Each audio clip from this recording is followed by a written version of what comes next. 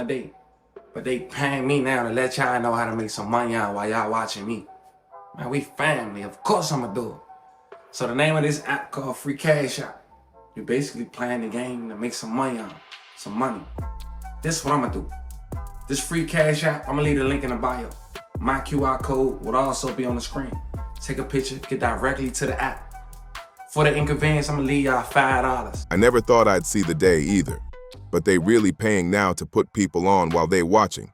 And since we family, I'm gonna share it. The app is called Free Cash Out, and it's simple. You play games and earn real money at the same time. I'm dropping the link in the bio. My QR code will be on the screen. Just scan it, and it'll take you straight there. And to show love, I'm leaving $5 for anyone who taps in. That's a gift from me to you, straight up. Now that we got that out the way, let's talk about why we're really here, because this story just took a sharp left turn. A couple weeks ago, we covered the case of a Durham, North Carolina rapper who was gunned down while driving.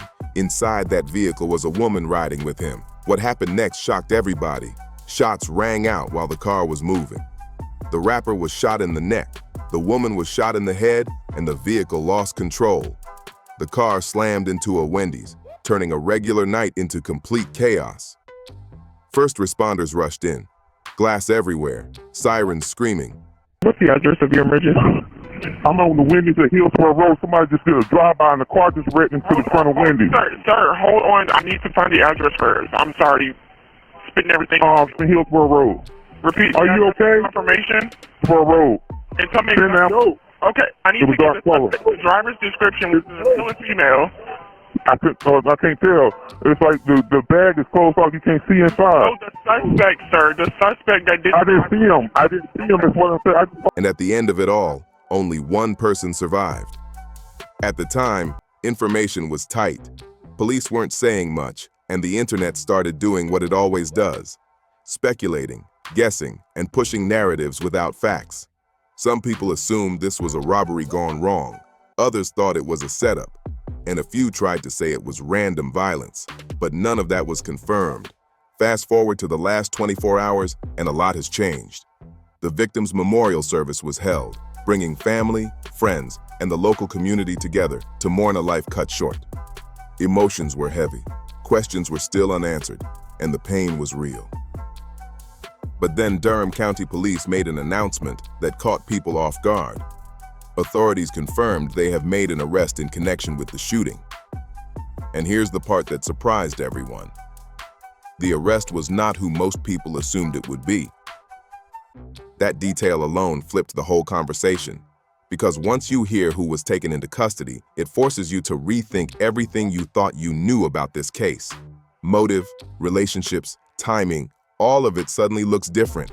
Over the next parts of this story, we're gonna break this down chronologically, stick to the black and white, and separate rumors from real facts.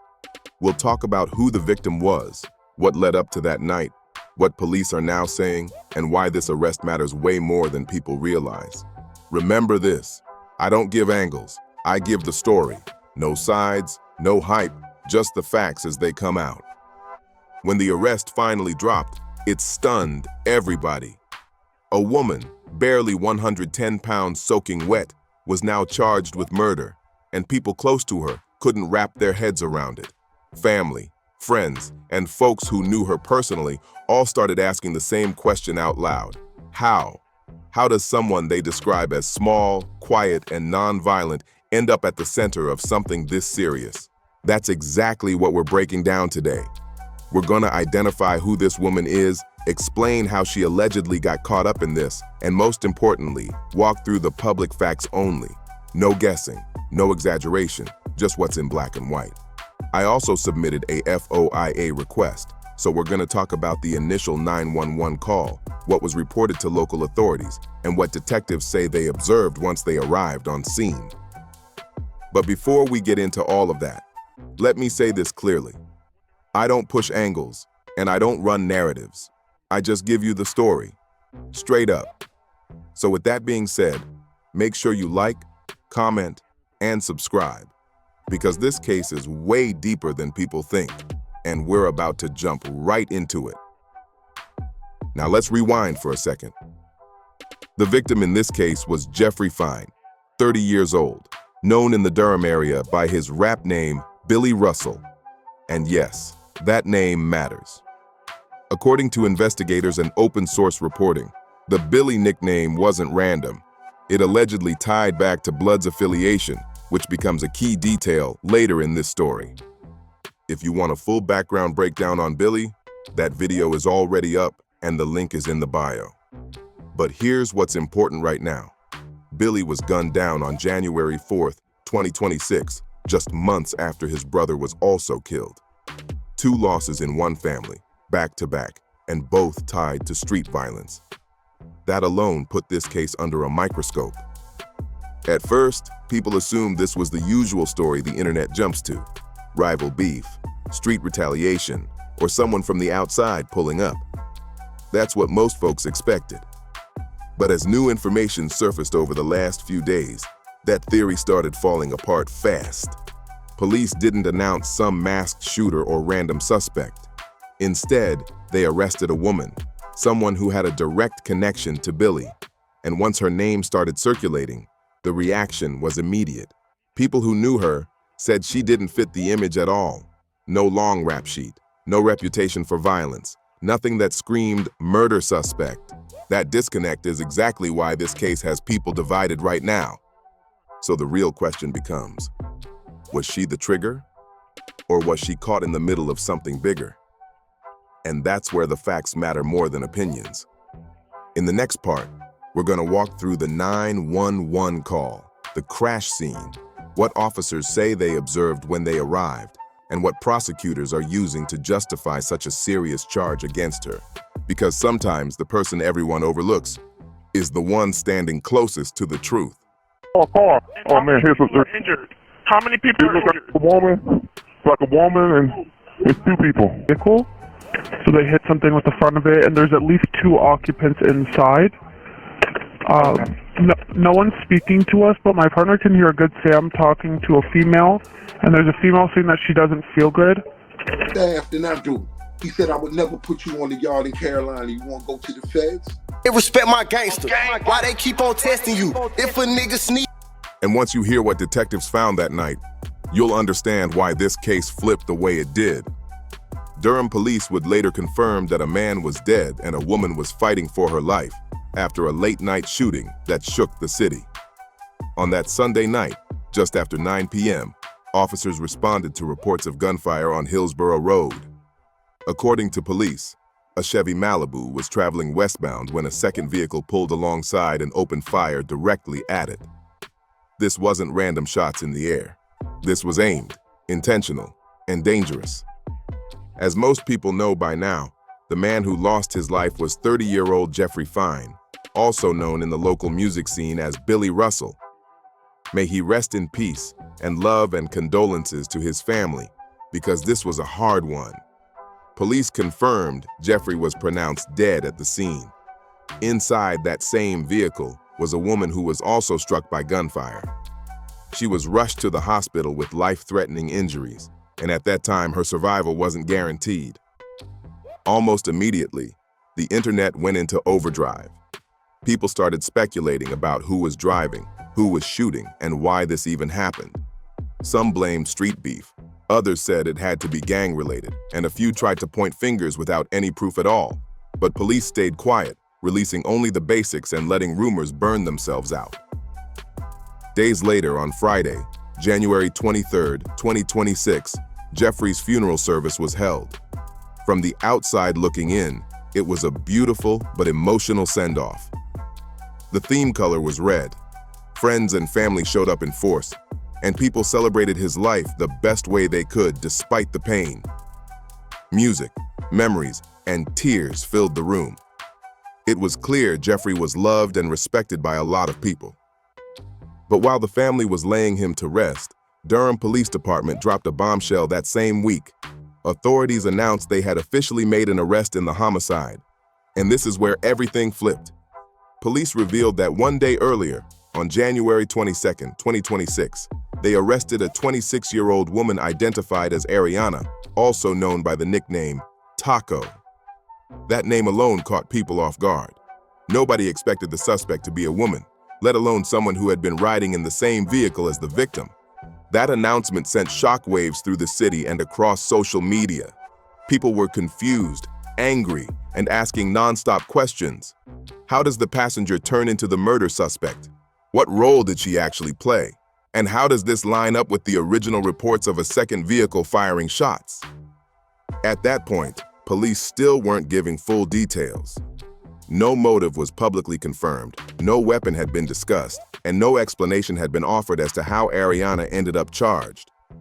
All they confirmed was this: she was arrested and charged in connection with Jeffrey's death. And that's when the case officially stopped being what everyone thought it was.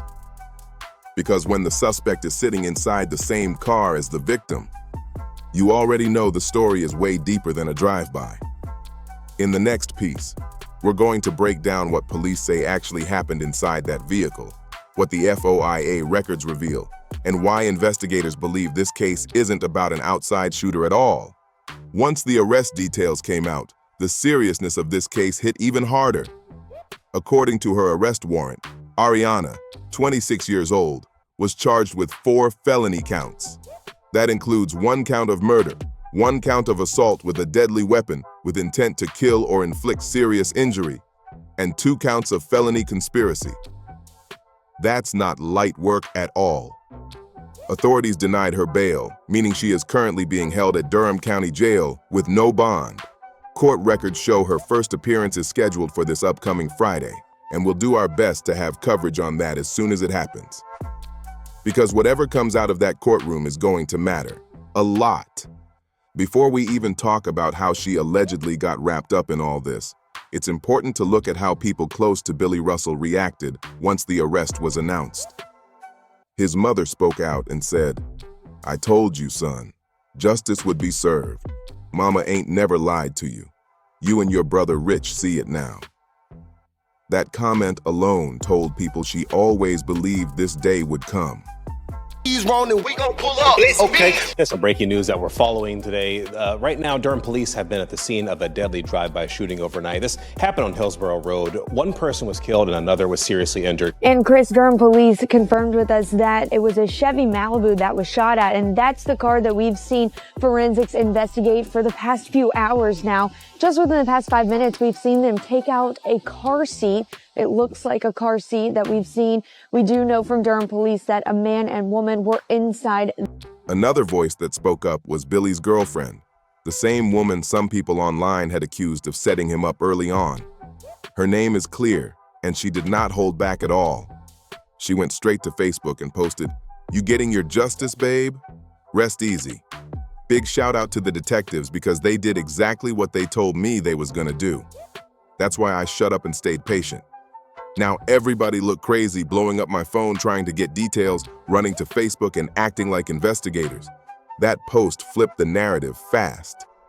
People had been questioning her for weeks, and now she was saying she stayed silent on purpose because she trusted the process. One thing that really stood out, though, was the fact that police never released Ariana's mugshot. That raised eyebrows immediately. I was able to locate a public record photo to show what she looks like, and honestly, it made the situation even more confusing.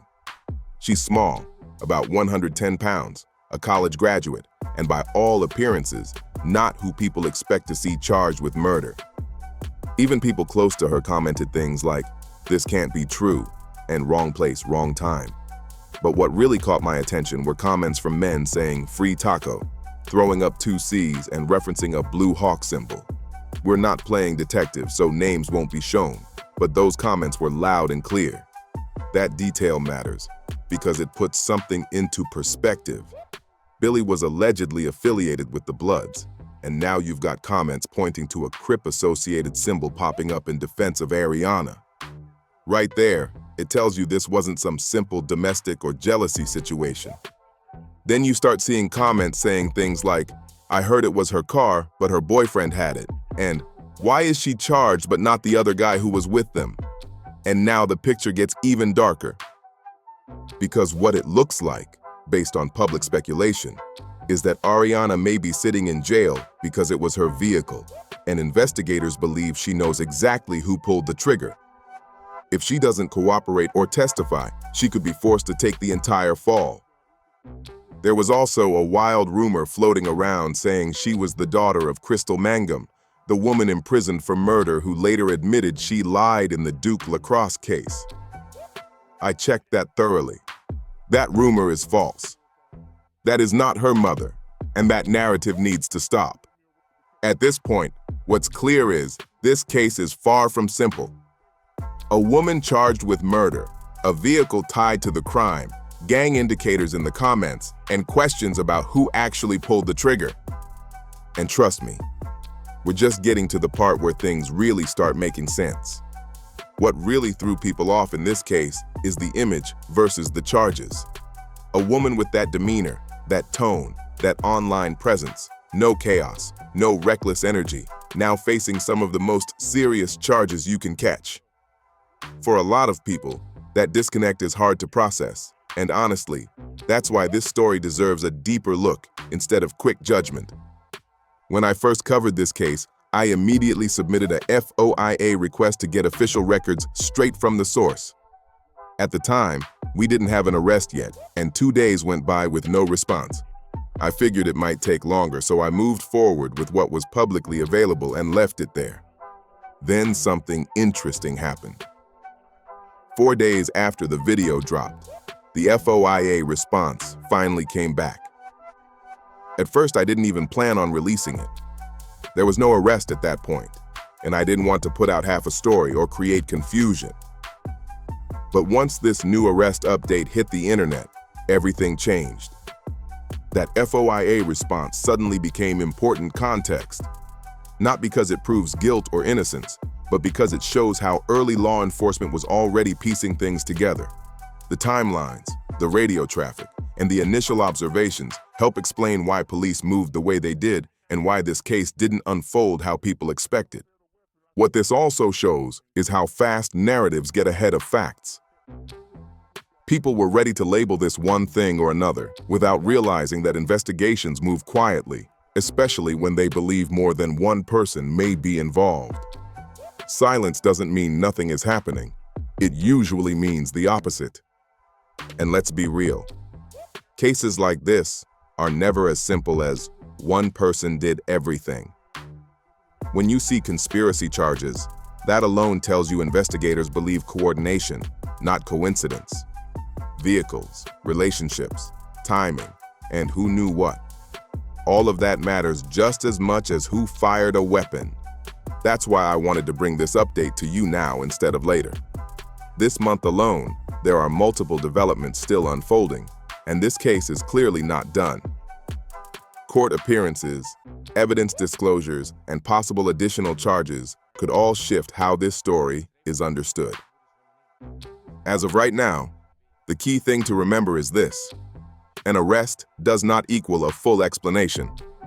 There are still unanswered questions, still people not publicly named, and still a lot of moving parts behind the scenes. And as more information becomes public, the picture could change again. So for now, we're gonna pause right here. Not because the story is over, but because the next updates deserve their own space and clarity. I'll continue tracking the court dates, filings, and any official releases as they come out. Once again, rest in peace to Jeffrey Billy Russell. Fine, and love and condolences to everyone impacted by this situation. I'll keep you all updated as this develops, because trust me, this one isn't finished yet. First and foremost, rest in peace to Jeffrey Billy Russell. Fine, and love and condolences to his family and everyone affected by this loss. No matter how the case unfolds, a life was taken, and that reality should never get lost in speculation or noise. The goal here was simple: clear up the rumors and stick to what's actually been confirmed. As of now, we were the first to publicly identify who was arrested using verified public records and images, not guesswork or hearsay. That part matters, especially when misinformation spreads fast and names get dragged without proof. So let's recap where things stand. a 26-year-old woman is currently charged with murder and multiple felonies in connection with the killing of a local Durham rapper, who was shot during what police initially described as a drive-by style shooting. He was struck in the neck, and the woman riding with him was shot in the head. And thank God she survived. That alone changed the direction of this entire case. What's important to note is this. Weeks later, authorities have not publicly identified the person who pulled the trigger, at least not yet. They also have not publicly identified the woman who was shot in the head, which tells us there are still sensitive details being protected as the investigation continues. That silence usually means one of two things. Either more arrests are possible, or investigators are still working to lock in cooperation and testimony. And when conspiracy charges are on the table, that almost always suggests more than one person played a role. Right now, what we have is an arrest, charges filed, and a lot of unanswered questions. Who actually fired the shots? Why hasn't that person been named? And what evidence will come out once this case hits the courtroom? Those answers don't come from social media. They come from court filings and sworn testimony. As this develops, we'll continue following the court dates, FOIA records, and any official statements released by Durham authorities. If anything changes, you'll hear it here. Fact-based, chronological, and fair. Now I want to hear from you. Now, do you think investigators already know who the shooter is? Or do you believe this case is headed toward more arrests? Drop your thoughts in the comments, like the video, subscribe to the channel, and share this story if you appreciate real breakdowns without the extra noise. More updates are coming, and I'll catch you on the next one.